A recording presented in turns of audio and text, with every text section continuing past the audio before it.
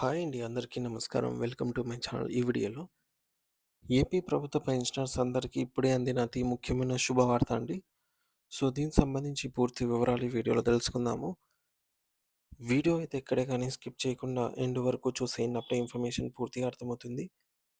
అలాగే వీడియో చూస్తున్న ప్రతి ఒక్కరు వీడియోకి లైక్ చేయండి ఫ్రెండ్స్. ఈ వీడియోని తోటి ఉద్యోగ పెన్షనర్ మిత్రులతో అయితే షేర్ చేయండి. పెన్షనర్ మిత్రులందరికీ నమస్కారం అండి. సో, మనందరి జీవితాల్లో వెలుగులు నింపే ఒక అత్యంత ముఖ్యమైన వార్త ఇప్పుడు మన ముందుకైతే వచ్చేసింది.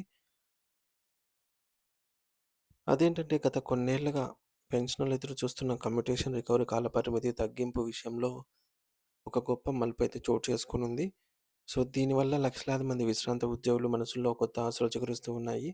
మన కళ్ళ ముందు ఇప్పుడు భారత అత్యున్నత న్యాయస్థానమైనటువంటి సుప్రీం కోర్ట్ ఆఫ్ ఇండియా సంబంధించినటువంటి రికార్డ్ ఆఫ్ ప్రొసీడింగ్స్ అనే అధికారిక పత్రం అయితే ఉంది. సో, ఇది కేవలం ఒక కాగితం ముక్క కాదు. ఇది పెన్షనర్ల హక్కుల పోరాటంలో ఒక కీలకమైన అడుగు. ఈ పత్రం ప్రకారంగా సివిల్ డైరీ నంబర్ 44326/2025 కింద ఒక స్పెషల్ లీవ్ పిటిషన్ ఎస్ఎల్‌పి దాఖలు చేయడం జరిగింది.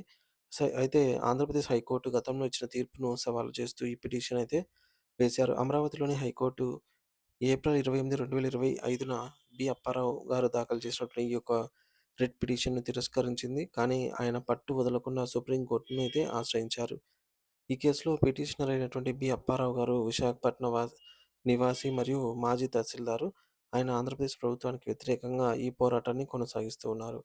సుప్రీంకోర్టు సెప్టెంబర్ 12, 2025న ఈ కేసును విచారణకు స్వీకరించింది. కోర్టులో వాదనలు విన్న తర్వాత న్యాయమూర్తులు ఒక కీలకమైన ఆదేశాన్ని జారీ చేశారు.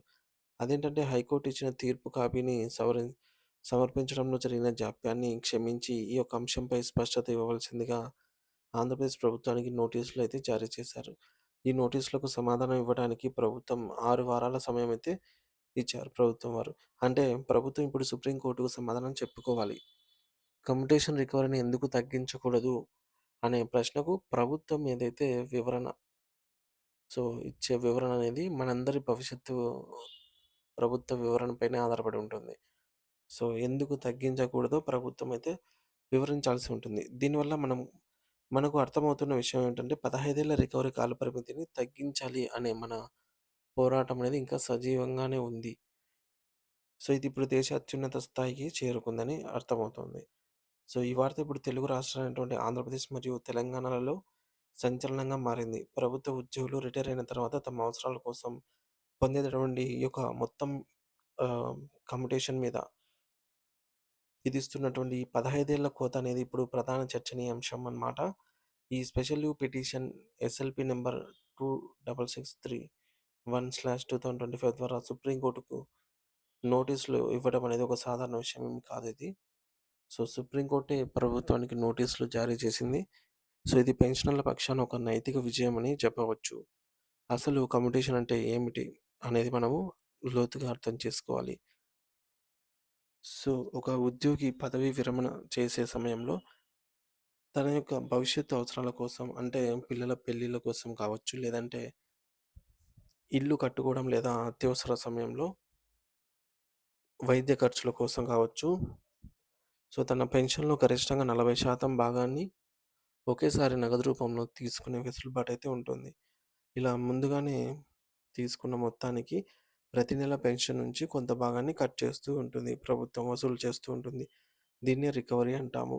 ప్రస్తుతం Andhra Pradesh civil pensioners commutation rules 1944లోని రూల్ నంబర్ 18 ప్రకారంగా ఈ రికవరీ అనేది 15 ఏళ్ల పాటు కొనసాగుతోంది. అయితే అప్పారావు గారు మరియు ఇతర పెన్షనర్ సంఘాల వాదన ఏమిటంటే, ప్రభుత్వం ఇచ్చిన ఈ యొక్క మొత్తాన్ని వడ్డీతో సహా కేవలం 11 సంవత్సరాల 3 నెలల్లోనే పూర్తిగా రికవరీ చేసుకోగలుగుతోంది. అంటే ఆ తర్వాత మిగిలిన 3 సంవత్సరాల 9 నెలలు పెన్షనర్ల నుంచి డబ్బులు వసూలు చేయడం అనేది చట్టవిరుద్ధం మరియు అనైతికమని వారు వాదిస్తూ ఉన్నారు. తన సొంత కేసులో ప్రభుత్వం ఇప్పటికే సుమారు రూ. 7,85,000 అదనంగా రికవరీ చేసిందని, అయినా ఇంకా కోత విధించడం వల్ల ప్రభుత్వానికి అనవసరమైన ఆర్థిక లాభం కలుగుతోందని ఆయన తన పిటిషన్‌లో వివరించారు. అయితే ఇది సహజ న్యాయ సూత్రాలకు విరుద్ధం. ప్రభుత్వం ప్రజల సంక్షేమం చూడాలి కానీ, ఈ విధంగా పెన్షనర్ల వద్ద నుంచి అదనంగా వసూలు అనేది చేయకూడదు. ఈ పోరాటంలో మనకు అండగా నిలుస్తూ ఉన్నటువంటి శ్రీ టి.ఎం.బి. బుచ్చిరాజు గారు, ఆయన general secretary association for AP pensioners settled అటు హైదరాబాద్ అండి. ఈ అంశంపై ఒక సమగ్రమైన నివేదికను రూపొందించారు. సో, ఆయన అనేక హోదాల్లో పెన్షనర్ల కోసం పనిచేస్తూ ఉన్నారు. ఆయన వాదన ప్రకారంగా 1944 నాటి కాలం చెల్లిన నిబంధనను ఇప్పటికీ అమలు చేయడం అనేది సరైనది కాదు. ఆ రోజుల్లో మనుషుల సగటు జీవన కాలం అనేది తక్కువగా ఉండేది. కానీ ఇప్పుడు వైద్య సదుపాయాలు పెరగటం వల్ల ప్రజలు 70 ఏళ్లకు పైగా జీవిస్తూ ఉన్నారు.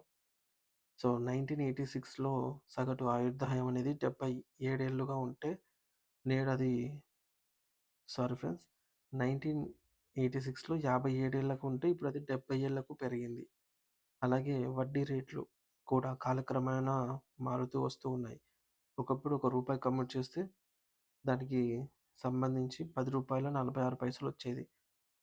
కానీ ఇప్పుడు రూ. 1 కమ్యుటేషన్ ఫ్యాక్టర్ అనేది 8.194కి పడిపోయింది. ఇలాంటి గణాంకాలన్నిటిని పరిగణనలోకి తీసుకొని రికవరీ కాలపరిమితిని 15 ఏళ్ల నుంచి 11 ఏళ్లకు తగ్గించాల్సిన అవసరం ఎంతైనా ఉంది. సుప్రీంకోర్టు ఈ కేసులో ఇచ్చే తీర్పు కేవలం ఒక వ్యక్తికి లేదా ఒక రాష్ట్రానికి మాత్రమే పరిమితం కాదు. ఇది దేశవ్యాప్తంగా ఉన్న కోట్లాది మంది పెన్షనర్ల జీవితాలను ప్రభావితం చేస్తుంది. ఇది ఒక చారిత్రాత్మక తీర్పుగా మారే అవకాశం అయితే ఉంది. పెన్షన్ అనేది ప్రభుత్వం ఇచ్చే దానం కాదు. అది ఉద్యోగి తన జీవితకాలం చేసిన సేవకు లభించే చట్టబద్ధమైన హక్కు. వృద్ధాప్యంలో ఆసరాగా నిలవాల్సినటువంటి పెన్షన్‌పై అనవసరమైన కోతలు విధించటం వల్ల పెన్షనర్లు ఆర్థికంగా కృంగిపోతూ ఉన్నారు. సుప్రీం కోర్టు గనక పెన్షనర్ల వాదనతో ఏకీభవిస్తే పెన్షనర్లకు భారీ ఆర్థిక ఊరట లభిస్తుంది. మరి ప్రభుత్వం కూడా కేవలం నిబంధనలకే పరిమితం కాకుండా మానవతా దృక్పథంతో ఆలోచించి కాలానుగుణంగా మార్పులు చేయాలి. పెన్షనర్లు ఎదుర్కొంటున్నటువంటి అనేక ఆర్థిక ప్రయోజనాలు కోరటం లేదు. పెన్షనర్స్ ఎటువంటి అనేక ఆర్థిక ప్రయోజనాలను కోరటం లేదు. కేవలం నుండి ప్రభుత్వం తీసుకున్న డబ్బును తిరిగిపోయిన వెంటనే అంటే తిరిగి చెల్లిపోయిన వెంటనే తమ పెన్షన్‌ను పునరుద్ధరించాలని మాత్రమే కోరుతూ ఉన్నారు. ఈ న్యాయ పోరాటంలో అప్పారావు గారి ధైర్యం, బుచ్చిరాజు గారి విశ్లేషణ మనందరికీ మార్గదర్శకం. తుది తీర్పు వచ్చే వరకు మనం ఓపికగా వేచి ఉండాలి. అంతా మంచికే జరుగుతుంది అని జెప్పేసి ఆశిద్దాము. సో, మొత్తానికి కాంపిటీషన్ రికవరీ కాలపరిమితిని 15 ఏళ్ల నుంచి తగ్గించాలని సుప్రీం కోర్ట్‌లో పిటిషన్ అయితే దాఖలైంది. సుప్రీం కోర్టు ఆంధ్రప్రదేశ్ ప్రభుత్వానికి నోటీసులు కూడా ఈ మేరకు జారీ చేసింది.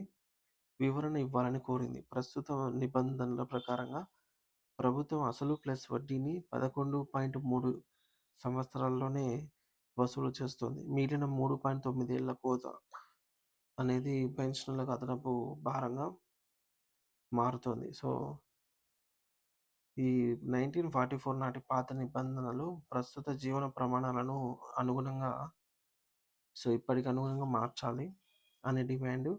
ఇక జీవనకాలం లైఫ్ ఎక్స్‌పెన్షన్ సగటు ఆయుర్దాయం అనేది పెరగడం వల్ల కమ్యుటేషన్ లెక్కలు మారాల్సిన అవసరం అయితే ఉంది.